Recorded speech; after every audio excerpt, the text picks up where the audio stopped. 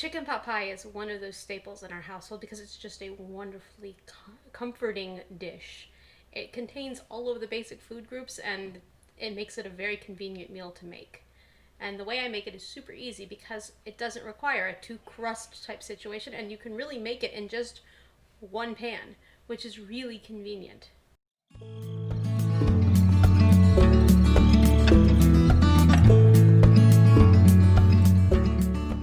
You will need one medium onion, 3 to 4 carrots, depending on the size, 3 stalks of celery, and 6 to 8 potatoes, depending again on the size. You will need 1 pound of boneless, skinless chicken thighs. You will, of course, want to pre-mix up your favorite biscuit recipe. You will need 3 cloves of minced garlic,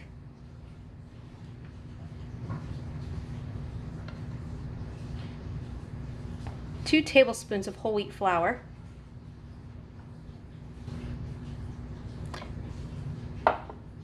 a 1/4 cup of heavy whipping cream,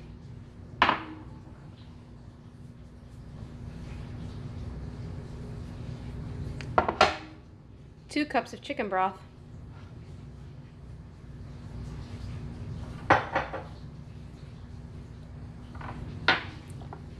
salt,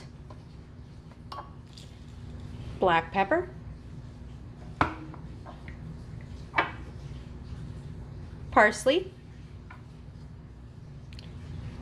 and thyme, because we all need more thyme.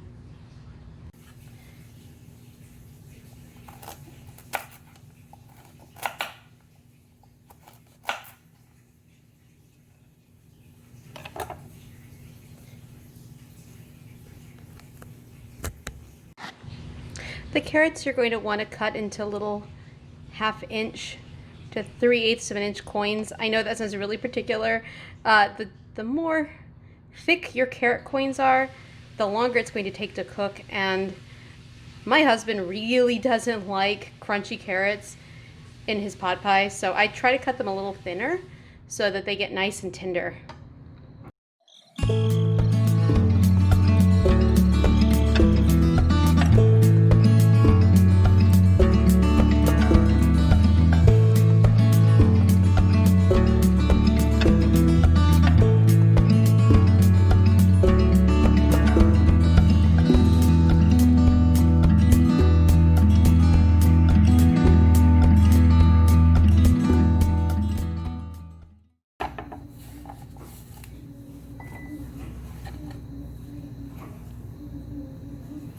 Put everything as they go into a little bowl.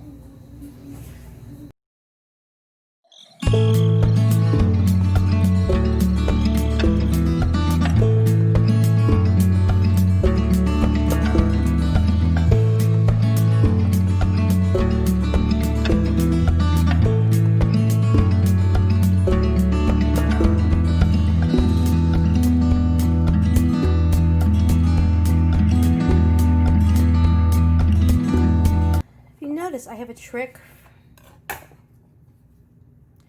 for cutting celery,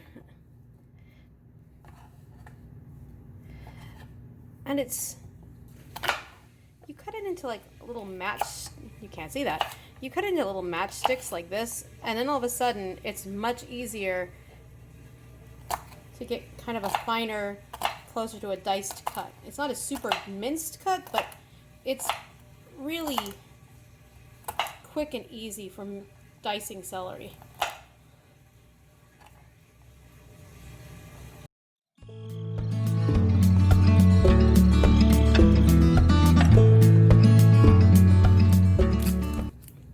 Onions are much the same as my celery. I peel off the outer layer.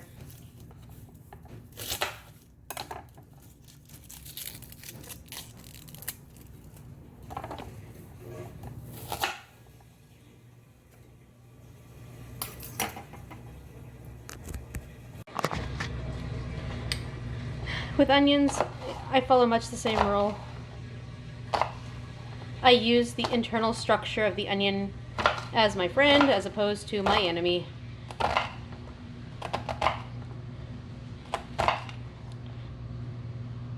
I didn't want to use a whole onion because I had a little bit left over from another meal, and I was like, why the not? Why waste a whole half of an onion?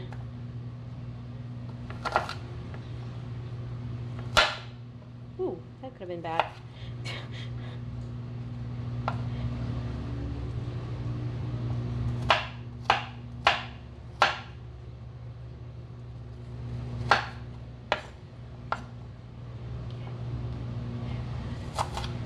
Make sure your pieces are kind of, you know, it's not like a super fine, again, not a super fine mince. You want a little bit of texture to it.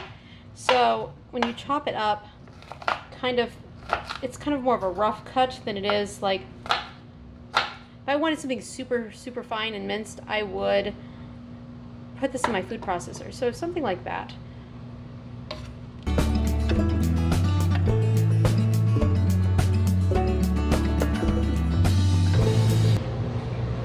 And last but not least, we have the potatoes. And like the carrots before them, I don't like peeling my vegetables before I cook them because I think that sometimes the peelings are pretty tasty. Especially with these little new potatoes. I love these little golden Yukon potatoes. They're kind of buttery. They have a lot of flavor. Again, you want to cut it in a small piece because you want it to cook all the way through in the process of making the chicken pot pie. So you don't want big chunks, and you don't want teeny tiny little chunks either.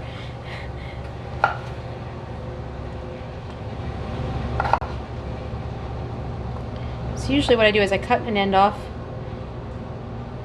and then I cut it into sixths, and then I cut that sixth. It's not like Yzma from Emperor's New Groove. I cut that sixth onto another six. Not really. I cut it into essentially 12 pieces of potato per little potato. And it works out pretty well. One of them got away. You will not escape me, potato.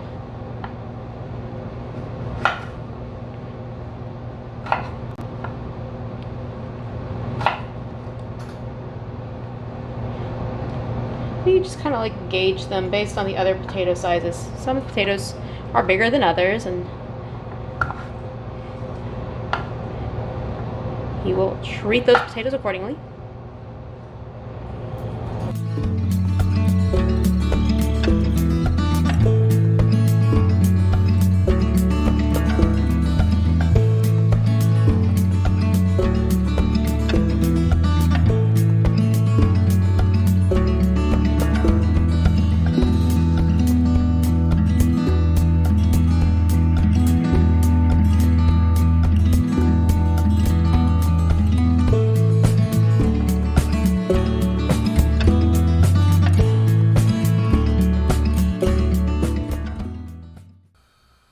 Start with some olive oil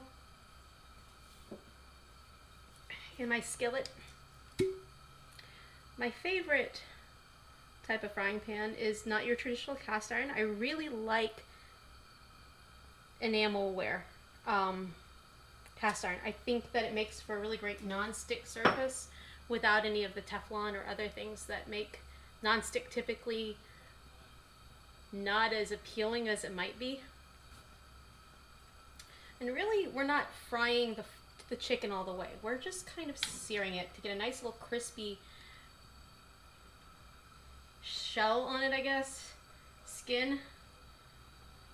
With the idea being that we're going to cook it partway through. The rest of the cooking will happen when it gets simmered in the sauce and then eventually baked.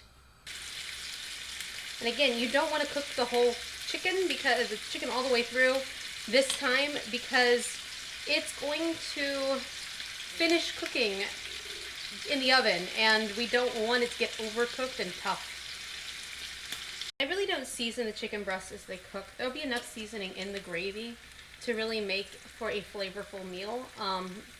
this recipe involves a lot of herbs and basic salt and pepper, but it doesn't really need a lot because the vegetables really bring out, it's a really great composition of flavors. It doesn't really require a lot of heavy seasoning.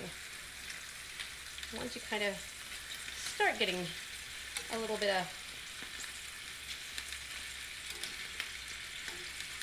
I don't want to turn the chicken too often, but you want to at least, you want to get the sides pretty evenly done. There are many ways that you can make this go a little faster. One of my favorite go-tos is, we have a rotisserie, and we'll do a rotisserie chicken and eat part of the chicken for dinner and then save the rest of it for chicken pot pie the next day, which makes, it cuts a lot of time off of this, which makes it an even quicker meal to create. I use chicken thighs because they are one of the more flavorful cuts of meat available in a commercial grocery store. I've had the best results with, my local grocery store does sell heritage pastured chickens, and it is a completely different animal altogether. They taste more chickeny, if that makes sense.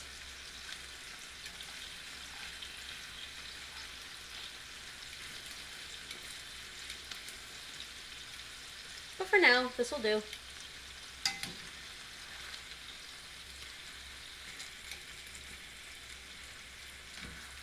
And you want to encourage the little crispy bits of chicken that get left behind, the fond, because it's going to make for a really tasty addition to your chicken pot pie.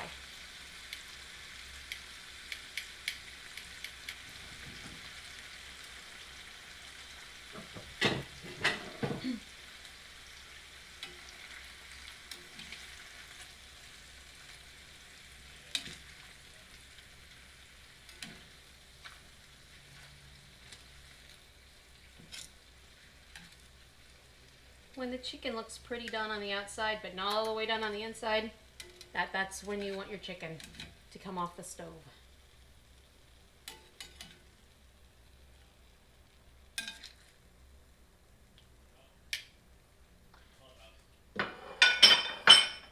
Set that to rest, and then we turn back on the heat. And we switch our weapon of choice. The tongs go down, and the spatula comes out. We're going to start with the minced garlic.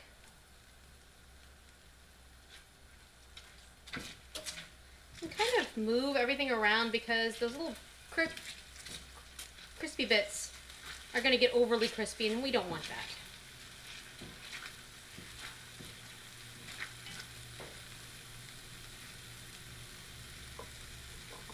Then we're going to add the onion.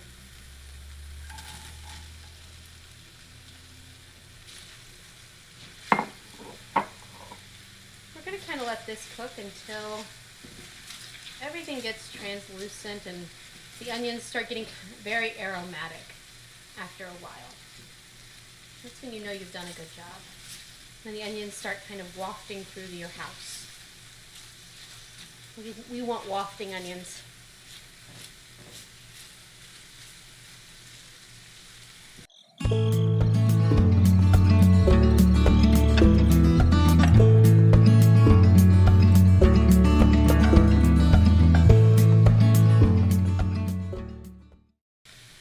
Let that simmer for a little while.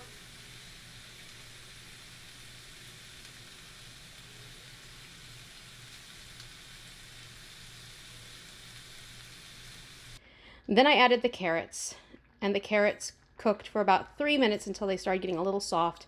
And then I added the celery, the thyme, the parsley, the salt, the pepper, and just let everything cook until the carrots were nice and soft.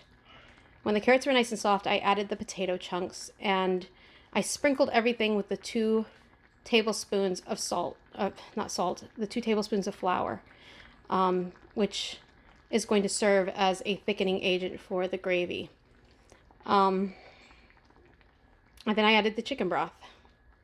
And now everything's kind of cooking together like it's supposed to. And we'll come back to this in just a bit.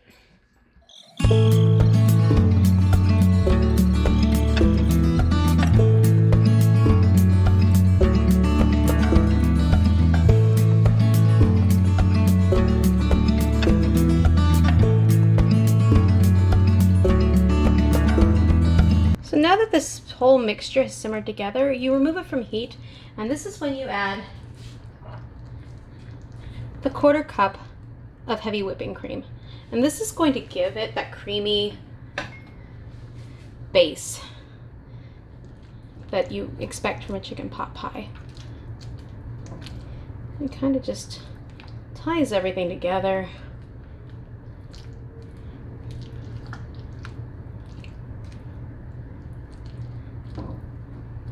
And kind of binds it. And the chicken that wasn't quite finished when we put it in is now nice and done.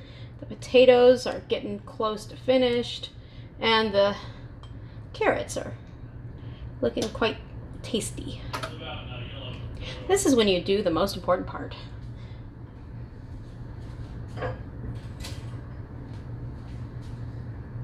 You've rolled out your biscuits, and you just kind of add that top crust of biscuit dough to the pot pie.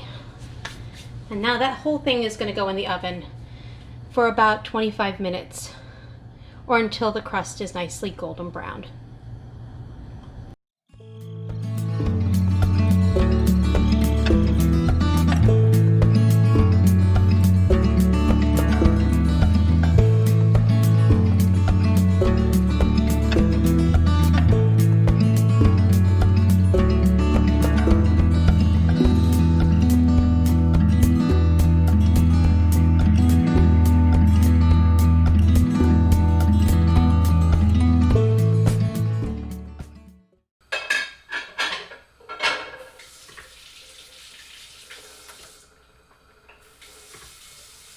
When handling raw chicken, always wash your hands, because gross.